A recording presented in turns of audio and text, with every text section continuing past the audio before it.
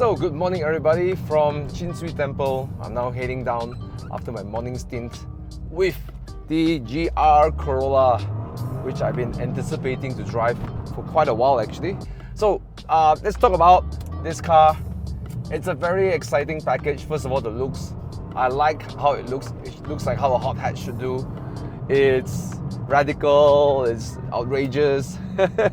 You know, nowadays hot hatches, they have this nice sleek look, you know, and I'm talking about you, Volkswagen, your Golf R, Golf GTI. Not a bad thing, but I think it needs to, you know, have a little bit naughty, right? Well, maybe this is me, you know, I think hot hatch needs to look fun. If you're looking for the best protection for your car, look no further to Expel. I put my cars through harsh conditions like constant B-road blasting, road trips and occasional track days, and I want my car to look the best, and Expel's Ultimate Plus paint protection films never fail to protect the paint on my cars while keeping it looking amazing. All Expel's products, including prime window tints, come with an official e-warranty from the manufacturer, which gives me an additional confidence and maximum peace of mind when using their products. And this allows me to be fully present and enjoy all my experiences with my cars wherever I go and whatever I do.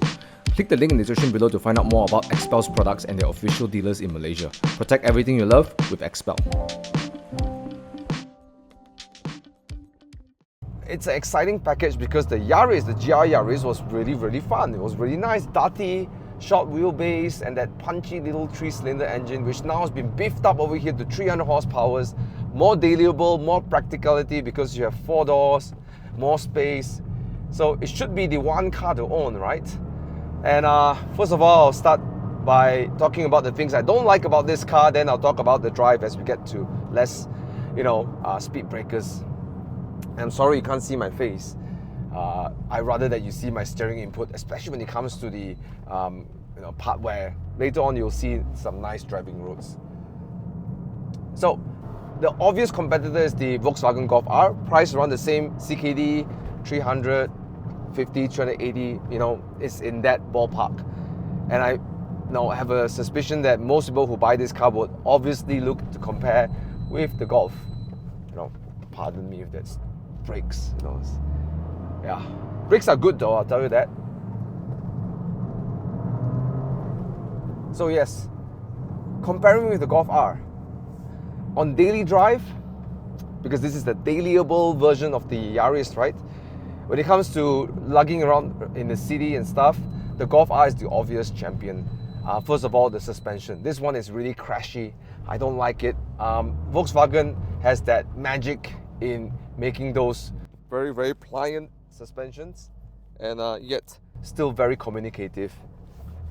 So, you know, it really just crashes and bumps. Just every time you see a rough piece of road, it just clench. You see a manhole that you can't avoid, you gotta ride over it, you just clench yourself and it goes, you know. So yeah, I don't like that part of the car. And the engine makes weird noises at certain RPMs, especially around 2,000 to 4,000. When you're cruising on the highway, when you put your foot down, it makes weird vibrations, and some things in the car resonate. Maybe it's just this car, but I don't know. Let me know in the comments if you have a GR Corolla, if it's same for yourself too. So yeah, that it is a little bit frustrating as a daily driver because it doesn't give you that. But it's alright because it's a GR product, so it should be a compromise for something more fun, right? You compromise the daily side, you get more fun weekend drive, maybe a track car. So that should be the idea, right? So this is why I took it here to our favorite roads to drive it. Now I've got to tell you this, first impression of this car, I mean, this car is never great with first impressions. I drove it up with sports drive train mode, and then I put it in the track mode. Now the roads are wet, the treacherous, you know, the 4-wheel drive should help, right? And you know, but the other downside is not playing towards this car is the tires. They're running on Yokohama's Advan Apex, so it looks like it's not the best tires for the wet, but the 4-wheel drive should compensate for it a little bit, right? My drive up revealed to me that it was actually quite underwhelming, actually. Yeah, first of all, the engine doesn't make great noises. It's not I mean, the EA888 from the Volkswagen sounds way better, more exciting. The Megane's 280 Cup or RS 380 sounds better. But on the performance side, the engine is actually good. It's quite linear, the power is there, you know. But it just lacks that sort of, it doesn't make good exhaust noise either. So, you know, so for all this aggressive outlook, it doesn't give you that naughty and that engine. Look at that. It sounds like it sounds like a passenger car, you know, which, you know, this segment should be. But again, you're buying a GR product, and the way it looks outside there, it should sound a little bit more special. So underwhelming from the engine side. Okay, gearbox. Actually, the shifts are pretty accurate. Quite a lot of feel. The throw is not too long, not too short. You can daily this, and you can still drive it spiritedly. Yeah. Now, steering is numb. I don't feel much. I wish you could tell me a little bit more, especially in the wet. I feel more from the chassis than the steering itself. But it's accurate, that's the good news. You know where the front wheels are pointing. It's dynamic, it reacts quickly, so you know you can drive intuitively with this. It takes a little bit of time to adjust, but you know it's pretty spot on in the accuracy part. Just wish I get a little bit more feel.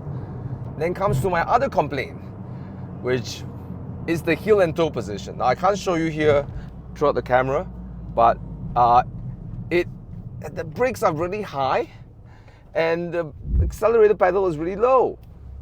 So it's rather annoying because, you know, you have to really go, you know, if I do this, it doesn't work. You have to go like this, okay?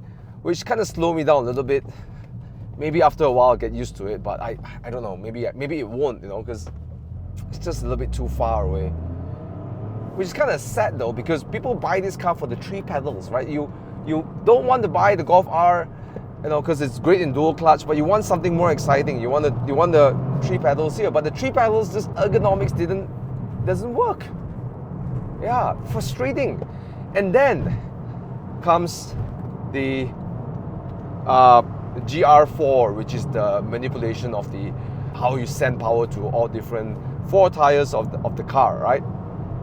I drove up in the track mode, which is 50 front, 50 rear, and I found it a bit weird. It's like you gotta really just trust the car.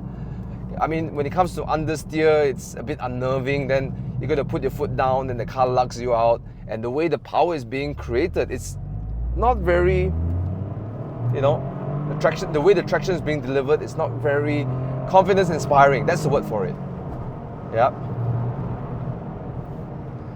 But then, as I was going up for the last, I was going to conclude it as I'm going to write off the GR, and then I drove a little bit with the 3070, and I think this is the right one to drive with, because suddenly the car changes its character, it's more dynamic. If it understeers, I can throttle, I can send the car, I can neutralize and understeer with some throttle and a little bit of steering, and suddenly it's great. Understeer a little bit, there you go, but some throttle solves that problem. Now, the suspension, albeit it's a bit harsh, but the faster you go, the more pliant it becomes. That's really strange. So maybe the tuning is for fast driving, not for being in a city.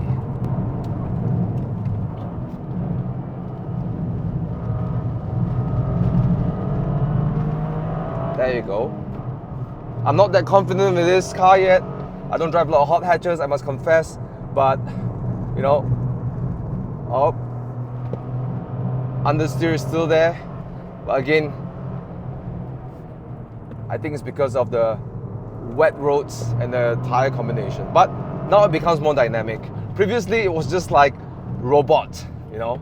Yeah, I get it. It's compared to the Golf, because this one is a 2 mechanical limited LSDs, so it should be more, you know, aggressive, and it is.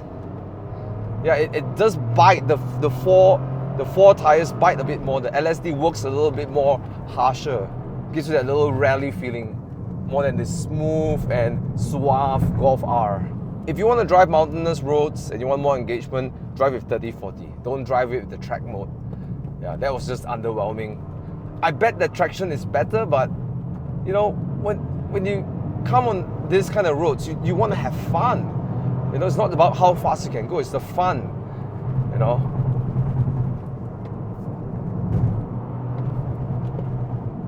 You can just straighten the car with just some throttle.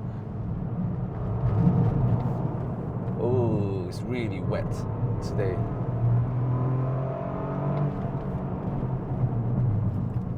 So you got to sort of trust the car's four-wheel drive system, right?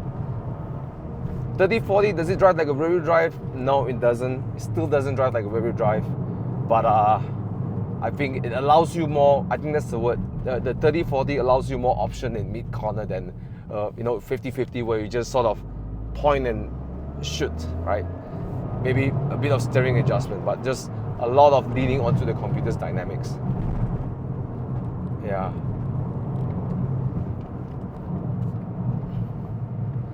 But the engine is just so... Guys, listen to this.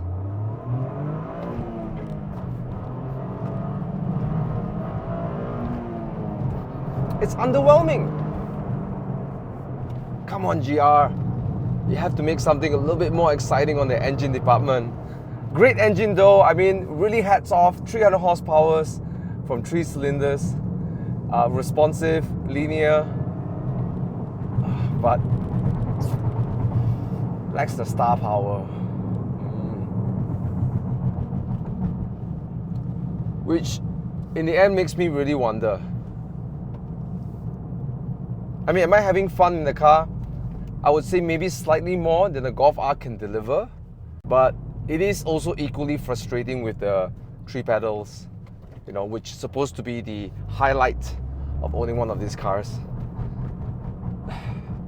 I don't know, I'm really struggling to lean to this car versus the Golf R. Don't get me wrong, guys, I really like this car. I really want to be smitten by this car. I want it to, you know, to beat the Volkswagen Golf R. But the Golf still remains to be a damn good product. But I guess where it splits down the road is this. If you want to have that weekend drive in a hot hatch, all-wheel drive hot hatch, that is more, you know, it's a bit more rough, you know, especially you've got mechanical LSD front and rear, then this is the car, you know, with the, it is more raw, I guess. More grainy, more raw. It's like eating, you know, unrefined food. Like, you know, going down to the village and finding some really good food in the village is not the most polished, but, you know, is really good. Whereas the Golf R is like, you know, one of those traditional food from the village, but sort of uplifted to something that is acceptable daily, right? I think that's a good way to describe using food, you know, metaphors. It is still a fun car, isn't it? Yeah, but yeah, I would. So I guess my summary is this: for the payoff, you know, because there is a payoff when it comes to the daily ability compared to the Golf R. You know, with the engine noise not that great, the suspension being a little bit crashy, it being a manual, albeit the clutch is pretty light, you know, it's quite dailyable, right? You know, the gear shifters are not too short, you know, easy to manage. Cabin is actually not bad, but the quality isn't as good as Golf for sure, you know. So you sort of sacrifice these things, the dailyable stuff, in hopes to get something, a better payout in the drivability and fun side. And there is a payout, but I'm struggling to see if the payout is worth it. Now that I'm even thinking about it, not just the Golf R, I would lean more even to the Megane RS300 Trophy or 280 Cup. You know, I know it's the lowest horsepower compared to two of this, because there's 280 or 300. This is 300. The Golf R is 315. You know, but I think that car delivers more fun than any of these two. of it being a front wheel drive car only. Alright guys, I think, look, if you're gonna get a GR Corolla, you know, you gotta sort of, I think it's still a great product, but for me personally, you know, I will go for the Golf R or the Megane RS. Yeah, still fun though, still fun, still special. It'll be special when it's show up to a car meet because, you know, everyone goes for the conventional choices like a Golf R. So when they show up, it's going to be really cool, and you probably can drive and have fun more of this car. But the fun in this car is more of like you put a grit on your face, you know, when you drive, you know. Unlike say, you know, a natural sports car like a GR 86, you drive it with a smile on your face because, you know, it's more dynamic. It's how a proper sports car layout should be like. But hey, if this is your only car and you like rolling your own gears, you like something grainy, something, you know, more raw, go for this instead of the Golf R. Okay guys, that's it for this video here. Hope you enjoy it. Please let me know in the comments what do you think.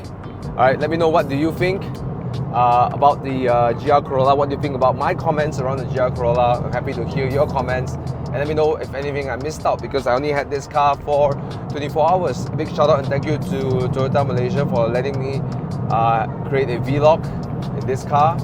You know, if you enjoy my vlogs, enjoy my subjective way of explaining a car's experiences, because I know that there's so many reviews out there, you can get all of it, but this hopefully gives you another point of view if you're considering this car.